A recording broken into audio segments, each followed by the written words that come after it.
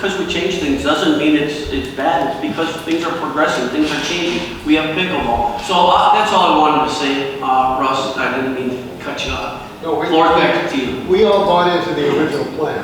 I mean, that was, the committee liked that idea, and we helped craft that idea. And I think we still believe in it, but, you know, there are changes that happen, and that's just inevitable. With the parking lot, A versus B, I don't know. I mean, I think I'm not going to speak for the committee, but I think there's a consensus that we could use some more parking. And we're presented with ideas, and we look at the good and bad, and we try to tweak it and do our best. But we're only a product of what's put in front of us. Right. And that seems to change with every Because I believe the original parking that went up to the sled hill, the committee had consensus to keep. And Trustee Reinders and Trustee Laha and Trustee Rogers were advocates to keep that all the way up to the sled hill. But it was because of the grant issue that we had that we let it go, and this was redesigned. And I'll repeat it again, I'm all for the change. I get it. It happens. I get it. I change my shoes 6 times a day. I just want a master plan to see where it all fits. And again, elections in 2 years, is it going to change again? I don't want to keep spending the money over and over and over and wasting money. Dan, I think, can I do a public comment? Mr. Fujian, I will call you later. No, I just the audit for Mr. Kenny speaking, he's part of the Homeland committee. Athletic Club for years, the audit Frank Durash. Remember Frank Durash, young man? Mr. Frank Kenny. Durash? So I think Russ summarized it very well in terms of what our experience has been. I think what was interesting was the slides you had up there about the dates, starting 2016 to 2018, and then 2018. I don't know if you can show those slides with this. Because I joined the committee in 2019, but I was part of the planning process of the park starting as a resident. I was going to all the workshops. I was filling out all the forms, and you know, we spent years on that plan and lots of money and lots of time. And then in 2019, you see those dates start to pile up. It's like, oh, now we're going to do this, now we're going to do this, we're going to do this. And we had this momentum going. We had a real sense of momentum going. And then at the beginning of 2020, it looked like we were getting ready to put shovels in the ground. We were ready to go and execute on this plan. And we had, you had the option 1, option 2, option 3. We had all different ways. We had the budget broken out, and we were moving. And then, of course, we all know what happened in 2020. I mean, the momentum for everyone's lives was stopped, and everything changed. And it was, and I just feel like I share Trustee Reiner's frustration. Like, I just feel like we never got that momentum back. And we don't mind if we deviate from the plan or we change the plan. We just want to keep moving forward. But we need a plan. I mean, we need something that's cohesive instead of just kind of piecemealing here and there. It doesn't have to be this exact plan, but we'd like to get that momentum back because there was some excitement going into 2020. We were so excited, and then, of course, COVID happened. There's nothing we can do about that. So yeah, that's all I think. The request I'd like to make again is that you guys take the original master plan for Heritage, not the whole park plan, for Heritage Park. Take it back to your committee. Move things around where you think things would fit and suffice, and how it would work, and what's the new needs. Do we need to do new, public workshops? Do we need to have more feedback? Do we have to have another, survey monkey or whatever it was called? I forgot what it was called at the time. Do we need to do something like that, or can we just go, okay, we know that soccer fields are needing, we've got the plan for the soccer fields, it needs to be graded and we need some goals. Can we move forward with that? Can we pick apart what we can move with and move with it, and in the meanwhile, figure out the other pieces that are missing? I think that's a great idea, honestly, because you know what?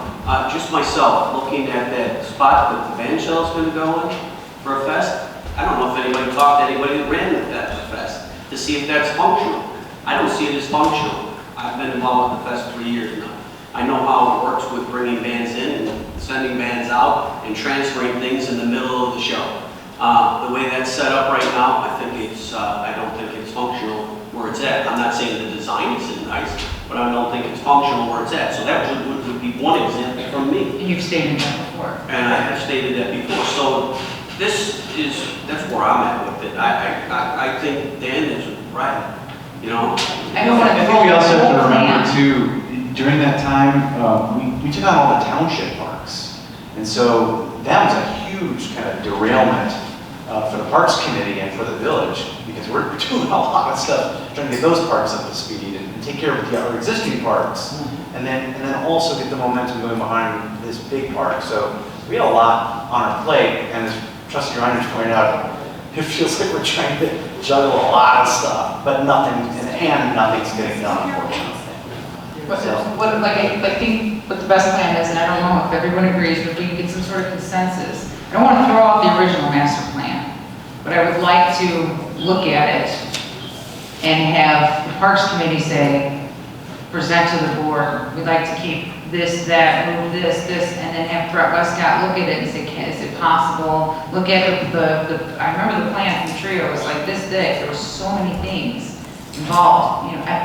I just feel like you're right. We're not, I remember the momentum. We were, at one point I couldn't keep up anymore. We had a subcommittee, a structural subcommittee at the time to figure out other things. I mean, it was, we had committees with committees helping each part of the plan. I don't even think our Parks Committee jumped into the plan until later on because we had other parks to do. Well, the residents were so excited. Excited. They were so excited to see what was going to happen with the park, and I just kind of, and again, we can't control a worldwide pandemic. I mean, everybody's lives are disrupted, and yet we've never gotten that back. And so for the residents' sake, I would love to get us back on track with this somehow. Is there something in the plan, like I know we mentioned soccer fields, I know that's a big demand. Is there something in that plan, the Parks Committee can say, you know what, we can move forward on that and figure out other things while we're trying to figure out a master plan? Well, we actually pretty much, I mean, I know Russ wasn't at the meeting the other day, but I know we pretty much now can move forward with the Veterans Memorial, actually tweaking it,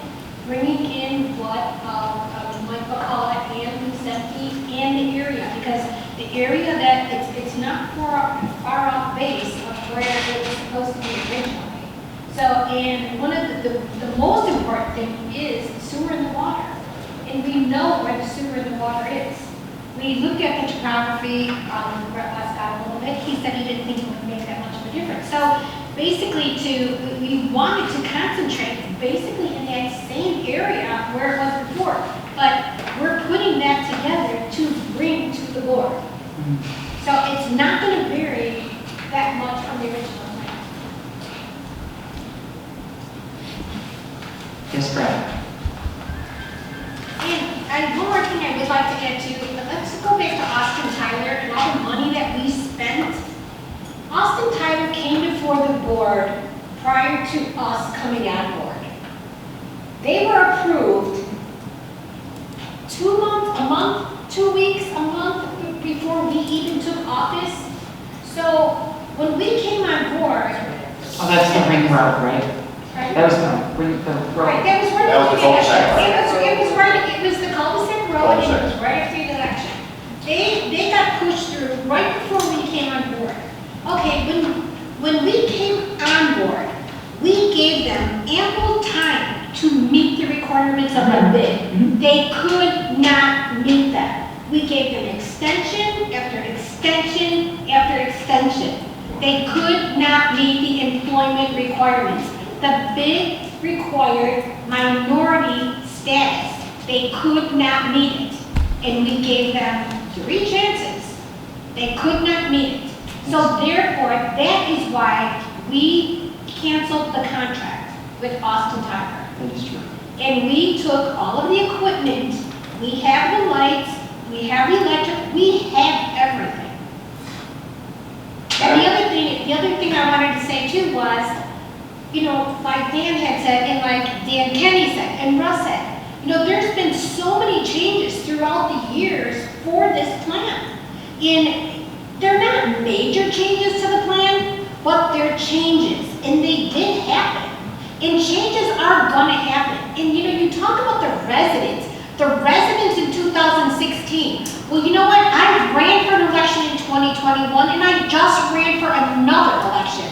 And those residents from 2016 have way different ideas or the ones from today have way different ideas than the people of 2016. They're demanding that we get a splash pad. They're demanding that they have more play area. They're demanding a sandbox. They are demanding so many different things for our park. And like Dan Kenny and Russ said, you know, we're trying to keep up. We're trying to provide what the residents are asking for.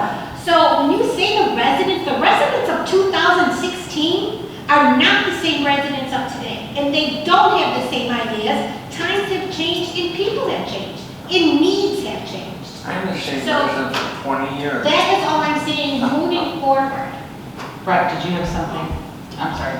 I'm the same person. He has, yeah, Sorry to talk to you. somebody. Brett.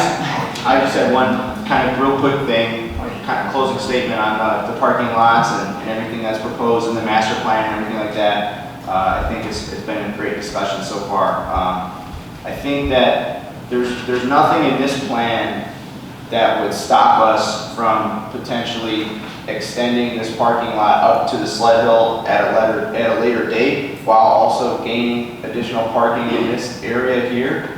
I think that the parking along the inner side of the ring road there is a logical spot for it. We've shown that it does not impact the soccer fields. It does not impact the future plan for the soccer fields.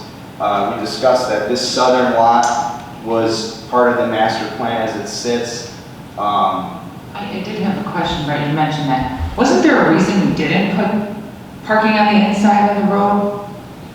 Or was there not a reason? Just the interference with utilities, the existing lights that you guys put in a couple of years earlier. Existing, like current, and so. Right, if you see in the current plan, they're removing the lights that were put in when the ring road was built. They're removing the trees when the ring road was Is built. that all in that quote? The That's all. utilities you're talking about are from the 10 o'clock area to the 12 o'clock area, not where that inner circle parking is going now. That was looked at already. The streetlights. Yes, the streetlights in Lights and particular trees. there. It's not affecting utilities other than the streetlights, and we've got this stuff for it. The thing I wanted to say is HR Green was given all that time, like Rose was saying, and they couldn't meet the requirement of the minority count for the project. Not HR, Austin Taylor. Or Austin Tyler, I'm sorry. But the other thing in parallel with that is this whole project for that ring road, which seems to be, it was contingent upon getting the grant money. It took, I don't know, a year and a half before we found out we didn't have the grant money.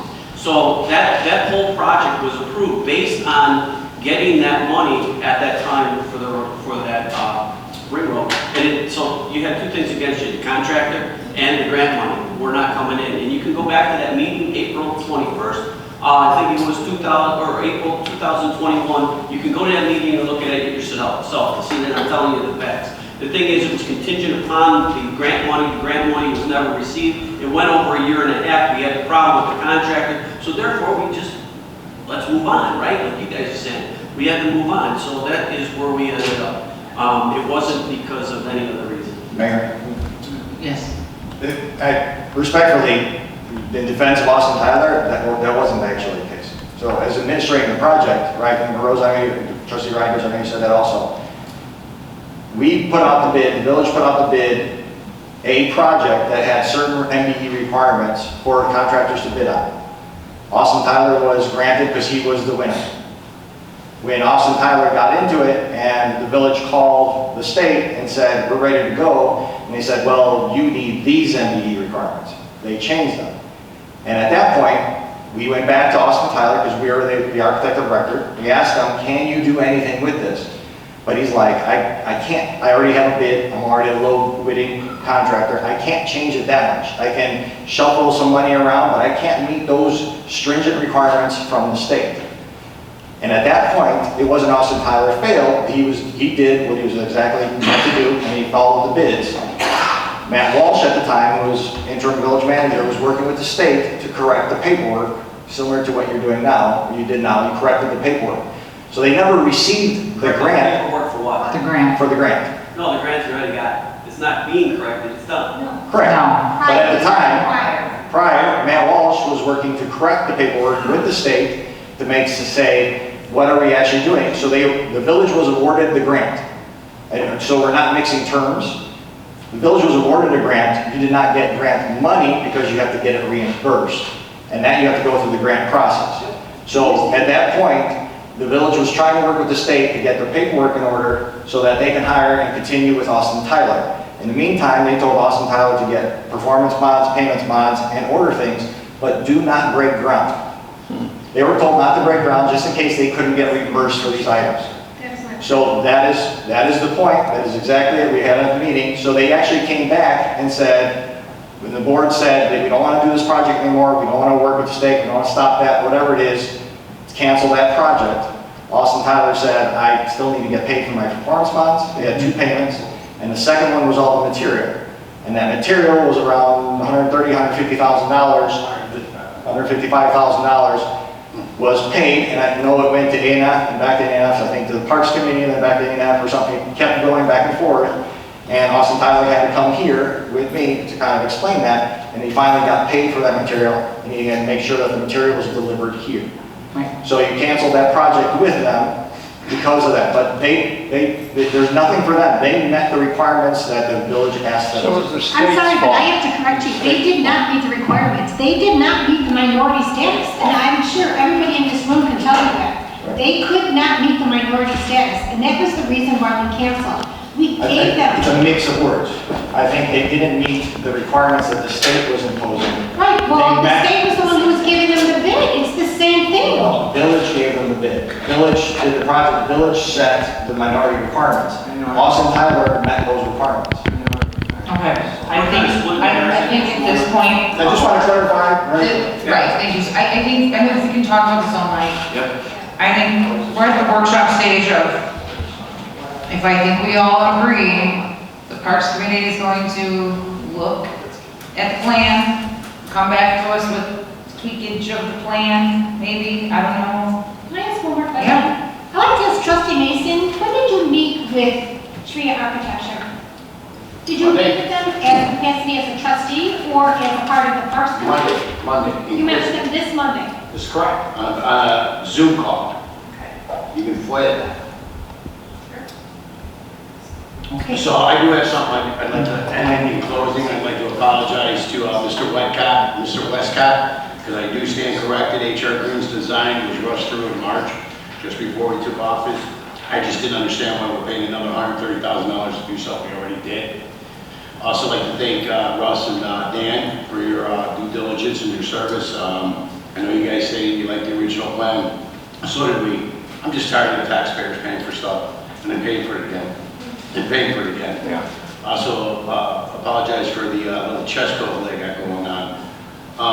Mr. Petrakos, thank you for cleaning up the minority, because I knew that, because we had discussed that the paperwork was filled up on, so I appreciate that. I think the mayor had a great statement, and it's the overall. We have to have an overall plan. We cannot keep picking it up, moving it, paying for infrastructure or piping or sewage, or wiring, or $150,000 or $155,000, as Mr. Westcott just pointed out, of equipment that sits there. We got to put it to use. It has to be put to use in our plan. I don't want to tax the people any more than they've already been taxed. I don't want to redesign something that's already been designed. All of this is beautiful, and it can all be incorporated. And yes, I understand change orders, but we have a master plan and it should go out for bid. The grant money, regardless if we start it this year, and I don't like the idea of stuff starting and then sitting over the winter and then regrading come spring because it's all mush, and you kind of alluded to it, Mr. Westcott, and told us, hey, there might be some additional work that needs to be done come the spring, because I understand that. Here's going to be additional work, additional cost to regrade it yet again because it became a muck pit.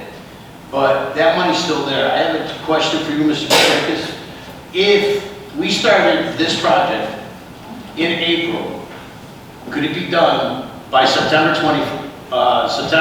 the 24th? Which project? This parking lot project. If we It's not my start, project, I don't want to speak to that. well, if we started the original project, your project, that both sit on the 319 grant.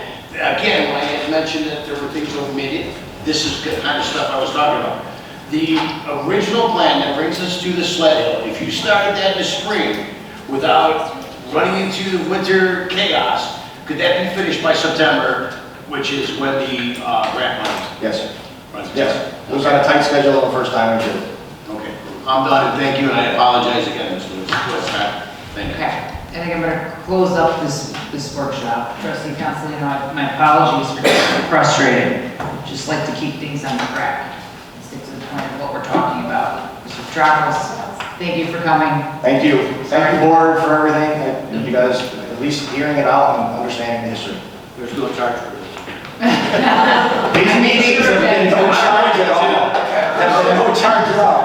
I think I'm done. All right, so I think the next item on the agenda is L6.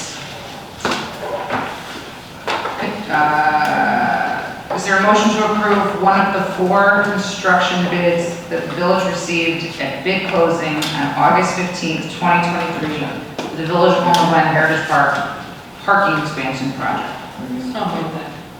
So trustee Constantino? I would second that. Trustee Constantino? Trustee Elwood? Nope, I think we've hashed this out. Trustee Mason? Mason? Go ahead. McDonald? Yes, apologize. No. So I had a couple of things. I went back and rewatched the video. You know, there was a few things that we debated over and talked about, some numbers that were thrown out. I believe the original, there was some comparisons that Trustee Fielko made from the original plan, the cul-de-sac is around $1.5 million, or I think $10,000 a parking lot. Seems it's a lot of parking space. Now within that, just like with the HI Green plan, you have to subtract the 319 grant. Right, so it's not. I'm not following that one. Trading space. You can't encroach on the 319. And that's not what I'm saying. I'm saying the quote that you spoke about, $10,000 per parking space, Yeah.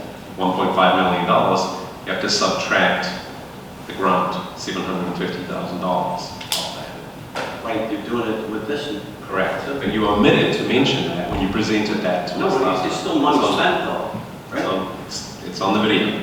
You spoke about $10,000 per parking space, right? That's correct, that is. But you Doesn't matter what you omitted the $750,000, which would then reduce that to about $5,000. How is that omitted? Because you only mentioned it for the HI Green quote. We've talked about the grant money since we got started. And the thing is, you My can't question is, why did you not mention that when you spoke about $10,000 per parking space? July 26th. All right, so you're asking me a question.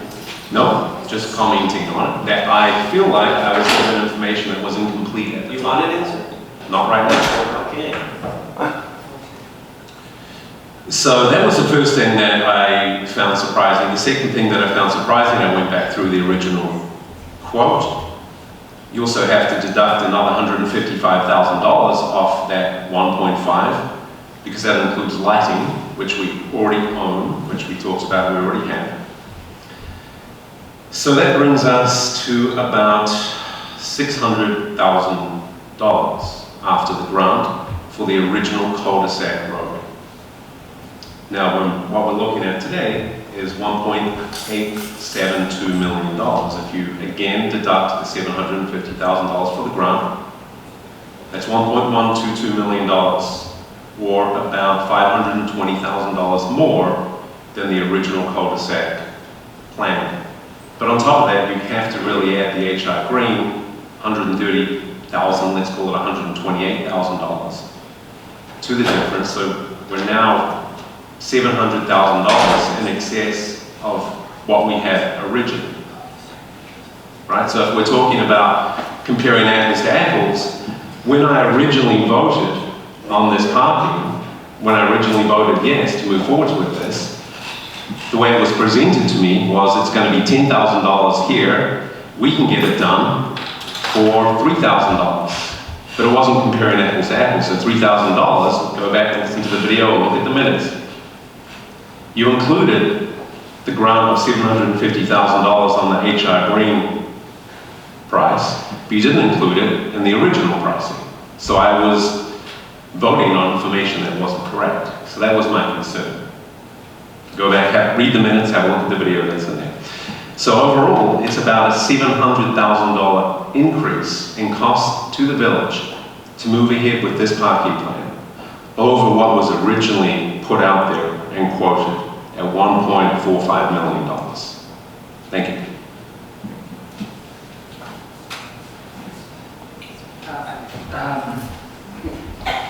Trustee Stein?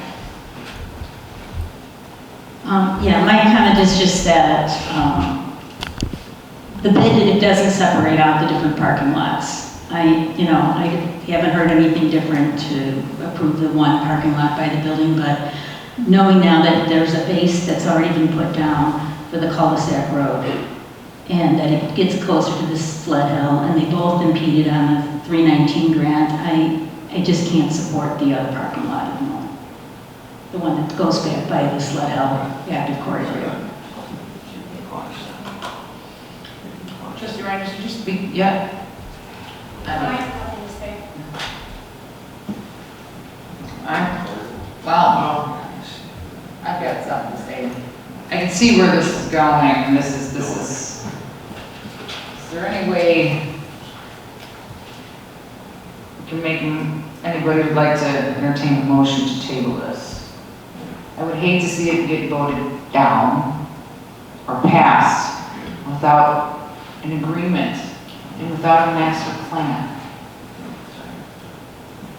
The new information that Craig just brought up, Trustee McNaughton just brought up tonight, again, kind of makes me go, I just feel like I'm never getting solid facts, and I just feel like there's gotta be a way. And that's when we had Tria always explaining the path, the routes. And not that I'm going back to Tria or saying anything about that, I just feel like if we had a whole master plan and a whole study done, start to finish, with costs just like what we had, if that so choose what the park committee would suggest, I just think it's the only right thing. I don't want to keep having a divided board on every single vote. Madam Mayor, I would agree. I would move the table, provided we can get back to working on the master plan, have Mr. Westcott look at it, stop moving the kitchen to the dining room to the kitchen, and so forth. If we could do that, I'd be fine with that idea. It's my motion right now. Yes, well, that's a motion to approve with a second, like, he's making a superseding motion to table. Super single. Did I write that down? He's got first, you have a second. Is there a second to table? I'll second. Any more discussion on the table?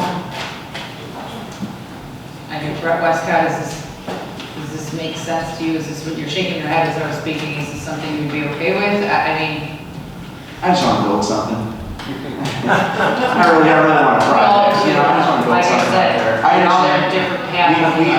I completely understand. I think that there's an open door here. HR Green, again, has designed they've done all the engineering for the stuff in the park. So it's not to say that we couldn't potentially have an addition to bring us out to the sled hill. I think when we're talking about prices and stuff like that, it gets kind of hazy because this project has two different lots, right? It's not just a tit for tat of the cul-de-sac and the other lot up there, right? I think that, you know, it's a good start, right? Look at the schedule, the Gantt chart that I put together in there. I think that it's not unreasonable to say that we can't get into this and potentially, if we really, you know, kick it in the butt, get the binder down, and that would address the concerns of it sitting over the winter time, right? If we can get that binder down, we're good, right? So there's no impact, and then we'll surface it the next year, and we can go from there. But yeah, I'm happy with it, I guess, right? As long as it's not no. So I wish there was something we could all agree on right now so the parks can move forward on, like soccer. Can we move forward on soccer? I know that's not in motion right now, but I think we need to move forward on something. So Madam Clerk, I add something, just quick. I can't call myself. All right. Usually I can't call myself, so I apologize. So, Brett's an amazing engineer. I'd be the first person to say that all the time. But I want to say that not Jim necessarily, but there's always, I feel like being a trained landscape architect, that there's always this piece of the puzzle with the planning realm, the landscape architecture realm that fits within design, with architecture and with engineering together collaboratively, that they come to the table together and they bring all of their expertise. And I think whether it's trio or not, there's a benefit to having those disciplines working together to figure out the puzzle. And I think that Jim brought up something that resonates with me when he was speaking about the swings and how you place them. Because it seems like it's something so trivial, but it's not. Because it can make or break how a child uses a playground, if it's effective, if the residents continue to come back because the moms might not bring them, because they won't use the swings because the sun's in their eyes. And I think it seems silly, but there's probably 1,000 things that the architect is looking at, and the landscape architect is looking at, and the planning staff is looking at, and I think that it's always worth our effort to have a group of people that can look at this stuff, at why it's important for parks, and the board, and our staff, and consultants if we need them, to all weigh in on these big topics. And engineering is also very critical, but they all play a role. And I think it's really important for us to not forget that. So, just my And listen, two cents. the sentiment to that is that's what we did with the original plan. Right. That's how we I got think in it. some instances you can do and pick up and do design build and look at little pieces of stuff, but I think it's always important for us to be looking at all the variables at play all the time. That's just my... All right, Madam Clerk, can you call the roll? Trustee Mason? We're voting. For moving to table, Yeah. aye. Trustee McNaughton? Aye. Trustee Stylen? Aye. Trustee Fialko? Yes. So I have to come back to you?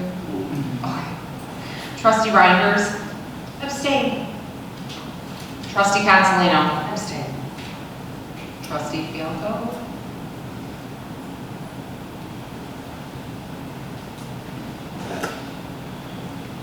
Thank you, Trustee Fialko. I just want to make sure, right, you're clear on the direction you're giving to everyone. And what this is being tabled for and what you would expect to come back. I need a day to think about how to talk to each person in this, at this dais and figure this out. May I just have a moment to address something that was said up? Is it bad? No, just 2 seconds. 2 seconds. Ready, go. You kind of made an accusation that you were duped or misled and with grant money, but that's, I just wanted to, it's not fair for you. I watched the video myself too. Grant money's always been talked about in the process. It was never removed from anything that was going to be done before. It was never removed from what you're talking about, and it was never removed from what we're talking about today. It's money that this government, that this village board gets to spend. So it doesn't matter where it comes from, it's still being spent. And so my numbers were factual. My numbers were not twisted. The other thing is with the stuff that we've got in storage, as far as I know, Brent, we would be using that stuff, the lights and the things for that. So that's all I wanted to say. You weren't due. It's never been talked about that way. You kind of dissected the way you did for what the reason that you did. But you never being trying to fool you any which way you kind of made it sound like. So anyway, that's all I got to say. I have just a suggestion. I think one person on this side should call somebody on this side. You guys start opening the door of communication. That would be awesome. Okay. Moving on to number 7. Are we even going to entertain this? Consider for approval a quote of $5,900 from Instant Shade and Company to relocate trees within Heritage Park for the Heritage Park parking expansion project. So moved. Council Leo, Trustee Consolino. Is there a second? Hearing none, motion fails. So we're going to move on to executive session. Here's my recommendation for executive session. I say we do not go into it tonight. It's been a long meeting. I do have an attorney question. I know there's a presentation that we need to address. Is there any possible way that Mr. Baber can hand out what we need for executive session, allow the trustees to review it, and give feedback to Mr. Baber Yes. by the end of the week. Sure. Put up the Okay. back. You can give it to them tomorrow. Or have a one-on-one meeting or something, I mean, We go out to the tonight, just give me a little tomorrow. if you guys, trustee Reinders, I understand what you're saying for what to take place now, because you're talking about SOP 18? Is that what you're talking about? well, I'm talking about executive session. Executive session, but what is It it? did include, yeah. Because we had a couple things. Right, so what I was suggesting is that we don't go in, and if you have questions or suggestions, which I know are your suggestions, you just get them to Joe. Can we talk individually? This is just, It is in regards to SOP 18. I don't know if I can say that, so I kept it. Yeah, there's a statute, Joe, why does the statute, I didn't look that statute up, what statute is that in executive session? Personnel. Just had to- We're talking about what we've been talking about, right? Yeah, so like, we can send the spreadsheet around to everybody, and they can get their comments back to you on it. That's not, but are we talking about SOP 18 with personnel or not? Could have been in and out of There the was two separate Well, that's items. what I said, Paul said we only had one thing. There was two personnel-related items that were going to be discussed in executive session. One was the one you had mentioned to me you wanted, and then SOP 18. Yeah, I suggest that we just move this to the next executive session, because I think it's too complicated to get. But I We need to hear each But you other. can't pass that up. I 'cause can't there's other things. distribute some of the information. Yeah, all right, is there a motion to adjourn? Oh, So the motion that failed, we can bring it back to the next. yes. Is there a motion to adjourn? Motion to adjourn. Is there a second? Second. All in favor? Aye. Opposed? Have a good night.